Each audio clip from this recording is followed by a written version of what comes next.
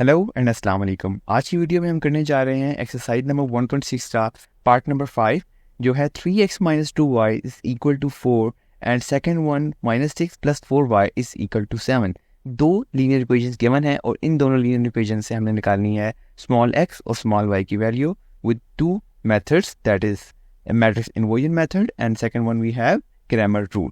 तो सबसे पहले इसको मैट्रिक्स इन्वर्जन मेथड से सॉल्व करने की कोशिश करते हैं। तो मैट्रिक्स इन्वर्जन मेथड में सॉल्व करने के लिए हमें कन्वर्ट करना पड़ता है इन इक्वेशंस को capital A into capital X is equal to B की फॉर्म में, यानी कि AX is equal to B की फॉर्म में।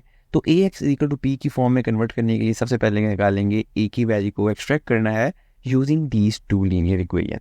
तो A को एक्सट्रैक्ट करते हैं, इस स्मॉल x के साथ लिखा हुआ है 3 तो नीचे 3 को उतार देंगे। देन हमारे पास स्मॉल x के साथ लिखा हुआ है -6 तो इसको स्मॉल x -6 को नीचे उतार देंगे। देन y के साथ लिखा हुआ है -2 को यहाँ पर उतार दिया और y के साथ लिखा हुआ है +4 और +4 को भी नीचे उतार लिया। ये कैपिटल A हमारे पास 2/2 की एक मैट्रिक्स बन गई। देन हमने कैपिटल X मैट्रिक्स को एक्सट्रैक्ट करना है, तो उसके लिए हमें देखना है कि इसके अंदर वेरिएबल्स कितने इन्वॉल्व हैं। इसके अंदर दो वेरिएबल्स इन्वॉल्व हैं, एक है स्मॉल x और एक है स्मॉल y। तो ऊपर हमने स्मॉल x लिख दिया और नीचे हमने स्मॉल y लिख दिया। देन हमें कन्वर्ट इसको इधर से एक्सट्रैक्ट करनी है कैपिटल B की वैल्यू। तो कैपिटल B की वैल्यू हमने किस तरीके से एक्सट्रैक्ट करते हैं, इक्वल के राइट हैंड साइड पर ऊपर 4 लिखा हुआ है, नीचे 7 लिखा हुआ है। इस तरीके से हमने मैट्रिक्स B बना लेनी है, ऊपर 4 लिख के नीचे 7 लिखते। हमने यहाँ पर AX इक्वल टू B में कन्वर्ट कर लिया। देन हमने क्या करना है, हमने इस एक फार्मूला याद करना है। फार्मूला था हमारे पास AX इक्वल टू B यानी X equal to A inverse of B। तो हमें सबसे पहले निकालते थे A का मल्टीप्लिकेटिव इनवर्स, और A का मल्टीप्लिकेटिव इनवर्स हमने क्या पढ़ा था कि adjoint of A divided by determinant of A, और देन जो उसका आंसर आएगा उसको B से मल्टीप्लाई करते थे। लेकिन सबसे पहले हमें क्या निकालना था, मल्टीप्लिकेटिव इनवर्स, और मल्टीप्लिकेटिव इनवर्स में भी सबसे पहले हमें निकालना है डिटरमिनेंट यानी कि A का डिटरमिनेंट। ठीक है, तो हम सबसे पहले निकाल लेंगे A का डिटरमिनेंट। तो A का डिटरमिनेंट निकालते हैं तो आता है, इसको सबसे पहले डिटरमिनेंट फॉर्म के अंदर कन्वर्ट किया यानी कि वर्टिकल लाइन का यूज़ किया।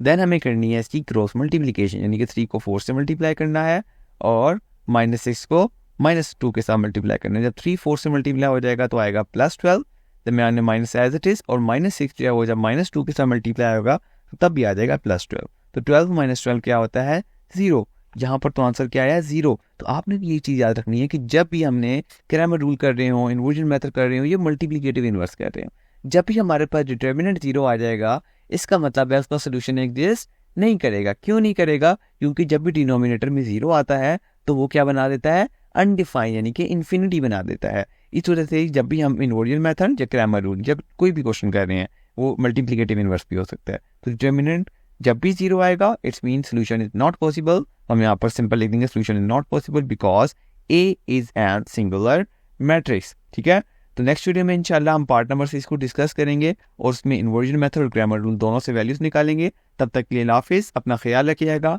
Bye bye.